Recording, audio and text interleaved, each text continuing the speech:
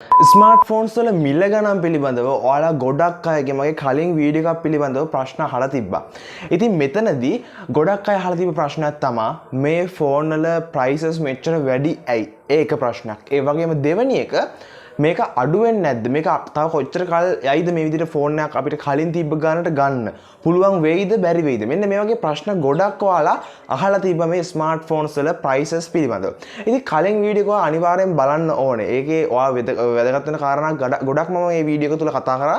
ඒක නිසා මෙන්න මේ වීඩියෝ එක ඔයාට අනිවාර්යෙන්ම මේ වීඩියෝ එක කලින් බලලා ඉන්නවනම් හොඳයි කියලා කියනවා. හරි. අපි වීඩියෝ එකට යමු. අද කතා කරන්න යන්නේ ඇයි මෙච්චර මොබයිල් ෆෝන්ස් මිල ගණන් යන්නේ සහ මේක ඉදිරියේදී අපිට කලින් තිබ්බ ගානටම ස්මාර්ට් ෆෝන්ස් මිලදී ගන්න පුළුවන් වේද කියන කාරණේ ගැන. මම මුලින්ම ස්මාර්ට් ෆෝන්ස් මෙතන මිල ගණන් යන්නේ ඇයි කියන ගැන කතා කරන්නම්. ඉතින් ඇත්තටම ඔයා දන්නවා මේ වීඩියෝ එක බලද්දී වුණත් මේ ලංකාව මේ වෙද්දී වුණත් ගොඩක් වෙලාවට අරගල තියෙනවා, ගොඩක් ලොකු ප්‍රශ්න වලට මුහුණ දීලා තියෙනවා, ගොඩක් ලොකු ක්‍රයිසිස් එකකට මුහුණ දීලා තියෙනවා ලංකාව. ඉතින් මේ වගේ රටක් තුල සහ මතක තියාගන්න මේක ඒ කියන්නේ ශ්‍රී ලංකාව කියලා කියන්නේ මේ වෙද්දී උද්දමණයෙන් තුන්වෙනි ස්ථානට වගේ තියෙන රටක්. මුල් තුන අතර තියෙන රටක් උද්දමණයෙන් මේක සමහරකට මේ වීඩියෝ එකේදී වෙනස් වෙන්න පුළුවන් වීඩියෝ එක ඔයා බලන වෙලාව අනුව. ඉතින් ඒ වගේ අධි උද්දමනයක් තියෙන රටක් මේක. ඉතින් මෙන්න මේ නිසා ඔය හැම කාරණයක්ම ඔය මොබයිල් ෆෝන් ප්‍රයිසස් වලට මොබයිල් ෆෝන්ස් වලට විතර නෙමෙයි ගොඩක් ඔය ඉම්පෝර්ට් කරන ගොඩක් ප්‍රොඩක්ට්ස් වලට මේ විදිහට ඔය ගොඩක් ලොකුවට ඔන්න ඔය කියන ප්‍රශ්නේ බලපානවා. ඉතින් ඇත්තටම මොබයිල් ෆෝන්ස් ලංකාව තුල හදන්නේ නැහැ. ලංකාව තුල හදන මොබයිල් ෆෝන්ස් තිබ්බ ඇත්තටම ඒවා ස්ටේබල් නැහැ. ඒවා ටික දවසක් තියෙනවා නැවත කඩාගෙන වැටෙනවා. ඇත්තටම මේ වගේ ස්ටේබල් ඒක කරන්න බෑ ලංකාව තුල.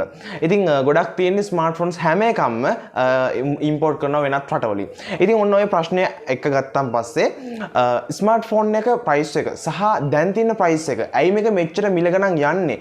මෙන්න මෙතනදී විශේෂයෙන්ම ටැක්ස් කියන දේ බලපානවා. ඉතින් ටැක්සස් නිසා සමහරවිට ඔයාලට මතක ඇති කලින් ඔයාලා නිවුස් වල දකින්න ඇති ස්මාර්ට්ෆෝන්ස් වල මිල ගණන් වැඩි වෙන ප්‍රධානතයෙන් මේ ඉම්පෝර්ට් කරන සහ මේ වගේ ගහන ටැක්ස් එක 100 මෙන්න මෙච්චර ගානකින් වැඩි කරා කියලා එයාලා දැනුවත් කරා. ඉතින් මෙන්න මේ නිසා ස්මාර්ට්ෆෝන්ස් මෙහෙට ගෙන්නද්දී වදින ටැක්ස් සහ මේක මාකට් එකට දාලා මාකට් එකෙන් වෙලම සෙල් කරා. ඇත්තට මේක ස්මාර්ට්ෆෝන්ස් විකුණන අයගේ වැරද්දක් කියලා කියන්න බෑ.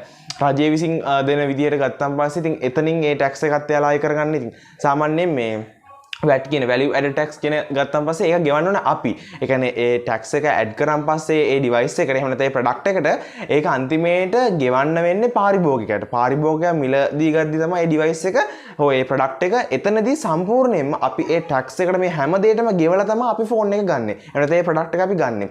මෙන්න මේක නිසා තමයි ස්මාර්ට්ෆෝන්ස් වල මිල ගණන් මාර්ගයට වැඩි වෙන්නේ. ඒ කියන්නේ රජය විසින් මෙන්න මෙච්චර ප්‍රමාණයක් බදු අය කරගන්නවා කිව්වන් පස්සේ ඒ සම්පූර්ණ බදු ඒවා විතෙන් කරන්න පුළුවන්. ඒ කියන්නේ ඒ බදු සම්පූර්ණ මේ කම්පැනි එකේ ප්‍රොඩක්ට් එක ගෙන්නන කම්පැනි එක නෙමෙයි ගෙවන්නේ. ඒක අපි ගෙවන්නේ. එයාලා ඒ සම්පූර්ණ වියදම අපි තුලින් තමයි කියන්නේ වැලියු ඇඩඩ් ටැක්ස් VAT කියන එක තුලින් මෙන්න මේ ප්‍රධාන වශයෙන් මේ කාරණේ තමයි වෙන්නේ. ඒක නිසා සම්පූර්ණයෙන්ම අපි තමයි ඒ හැම දෙයකම ගෙවන්න ඕනේ. ඒකයි මොබයිල් ෆෝන්ස් ගත්තන් පස්සේ මාකට් එකේ මාරුවෙද මිල ගණන් වැඩි. ඒ ටැක්ස් එක එයාලා ගෙවද්දී ඒ සම්පූර්ණ එයාලා නැවත ඒක අපෙන් අය කරගන්නවා. ඒක නිසා තමයි ස්මාර්ට්ෆෝන් වල ප්‍රයිස් එක වැඩි.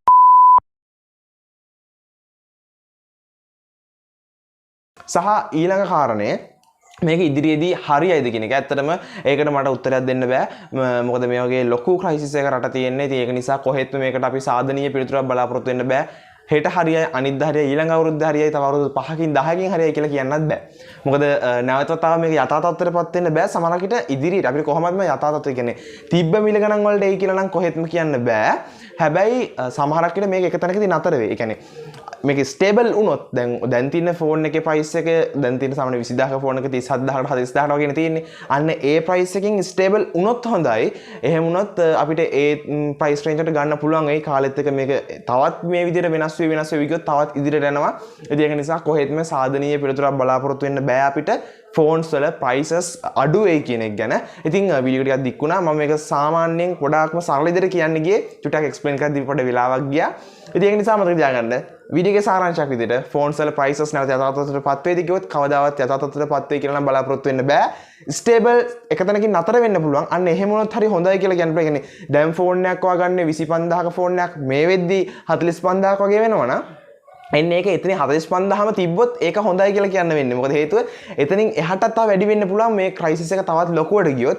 එන්නේ ඒක එක කාරණයක් සහ අනිත් එක ෆෝන් වල ප්‍රයිසස් වැඩි වෙන්න හේතුව ටැක්සස් සහ අනිත් මං ඉස්සෙල්ලා කියපු වීඩියෝ එකේ අන්තර්ගත කරපු කොටස් ටික නිසා විය යුතුයි කියන එක ගැන කියන්න ඕනේ. ඉතින් මම හිතනවා මේ වීඩියෝ එක තුල අනිවාර්යයෙන් මේ ප්‍රශ්න විසඳුමක් ලැබෙන්න ඇති කියලා. ගැටලු මොනවා හරි තියෙනවා නම් පල්ලෙන් කමෙන්ට් කරන්න සහ මම එකතු කරපු වගේ වැරදි මොනවා හරි තියෙනවා නම් සහ ලොකුවට ඒ පිළිබඳව දන්නේ නැහැ. නමුත් මේ එකතු කරගත්ත තොරතුරුත් එක්ක ඒ දැනුමත් බෙදාගත්ත වලත් එක මේ ප්‍රශ්න වල ගොඩක් මම අහලා තිබ්බ නිසා පල්ලෙන් කමෙන්ට් කරන්න තවත් මේ වගේ වීඩියෝස් බලන්න සබ්ස්ක්‍රයිබ් කරලා එකතු වෙන්න. තවත් ඉතින් හැමෝටම ජය වේවා.